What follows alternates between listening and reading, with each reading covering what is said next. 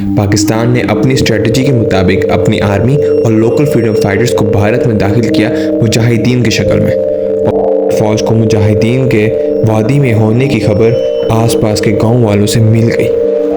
پاکستان کو شروعات میں کچھ کامیابی ملی، لیکن ایک مسئلہ سامنے آ گیا۔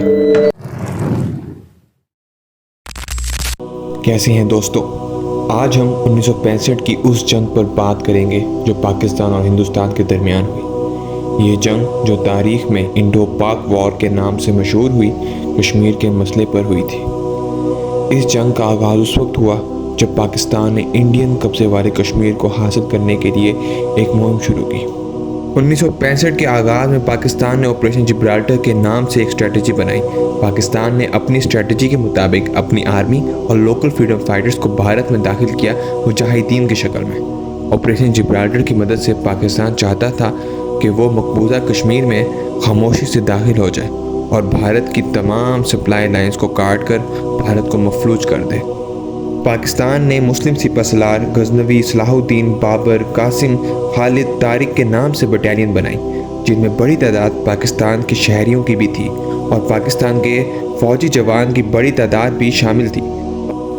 اس پورے آپریشن کو major general Akhtar Hussain lead کر رہے تھے اور تمام تر اسٹریٹجی انہوں نے ہی بنائی تھی۔ بہرحال جب آپریشن جبرالٹر شروع ہوا تو پاکستان کو سرپرائز ملا کہ آپریشن کے کچھ دیر بعد ہی بھارتی فوج کو مجاہدین کے وادی میں ہونے کی خبر آس پاس کے گاؤں والوں سے مل گئی۔ اب پاکستان آرمی کو فوراً حرکت میں آنا تھا اور بھارتی فوج پر جلد سے جلد اٹیک کرنا تھا تاکہ وہ پوری طرح پوزیشن نہ لے سکے۔ پاکستان نے بھارت کی فوج پر سرپرائز اٹیک کر دیا۔ گولیوں کی اچانک تڑتڑاہٹ سن کر بھارتی فوج بھوکلا گئی۔ پاکستانی فوج تیزی سے اپنے مقاصد کی طرف بڑھ رہی تھی۔ اسی دوران بھارت کی فوج کی بڑی تعداد وادی میں پہنچنا شروع ہو گئی۔ پاکستان کی ایک بٹالین سری نگر میں داخل ہو گئی اور سری نگر کے آس پاس تمام پلوں کو تباہ کر دیا۔ باقی بٹالین بھی اپنے مقررہ علاقوں میں بھارتی فوج سے مقابلہ کر رہی تھی۔ پاکستان کو شروعات میں کچھ کامیابی ملی، لیکن ایک مسئلہ سامنے آ گیا۔ وہ مسئلہ یہ تھا کہ جنرل ایوب کی حکومت نہیں چاہتی تھی کہ انڈیا اور پاکستان کی براہ راست جنگ شروع ہو جائے، اس لیے ان بٹالین کو پیچھے سے کوئی مدد نہیں بھیجی گئی۔ بھارتی ٹینک بھی بٹالین پر مسلسل گولے برسا رہے تھے۔ تمام بٹالین جلد ہی بھارتی فوج کے گھیرے میں آ گئی۔ سپلائی لائن نہ ہونے کی وجہ سے اور تمام بٹالین کا بھارتی فوج کے گھیرے میں آنے کی وجہ سے صلاح الدین بٹالین، جو کہ سری نگر کے اندر 700 سپاہی کے ساتھ موجود تھی، اس نے واپسی کا فیصلہ کیا۔ اس کے ساتھ دیگر بٹالین بھی پیچھے کی طرف ہٹنے پر مجبور ہو گئی۔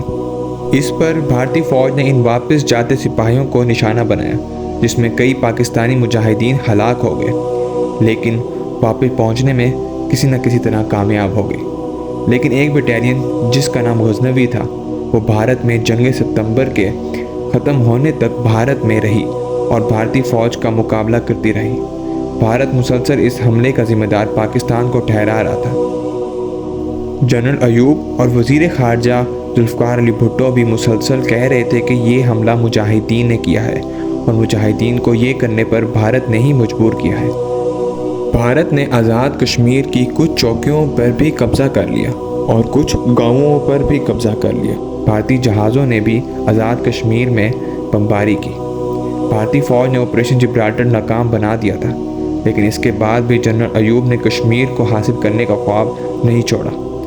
جنرل موسیٰ، جو اس وقت کمانڈر ان چیف تھے، جنرل حسین اختر، آپریشن جبرالٹر کو لیڈ کر رہے تھے۔ اس آپریشن کی ناکامی کے بعد پاکستان نے کشمیر پر براہ راست حملے کا فیصلہ کیا اور طے کیا کہ وہ کشمیر میں اخنور پر قبضہ کر کے بھارت کی سپلائی لائن کاٹ دیں گے، جس کے بعد پاکستان کشمیر پر قبضہ کرنے کے انتہائی قریب پہنچ جائے گا۔ لیکن پاکستان کو یہ بھی ڈر تھا کہ انڈیا انٹرنیشنل بارڈر پر جوابی حملہ نہ کر دے، مطلب یہ کہ وہ کشمیر کے علاوہ کسی اور بارڈر سے پاکستان پر حملہ نہ کر دے۔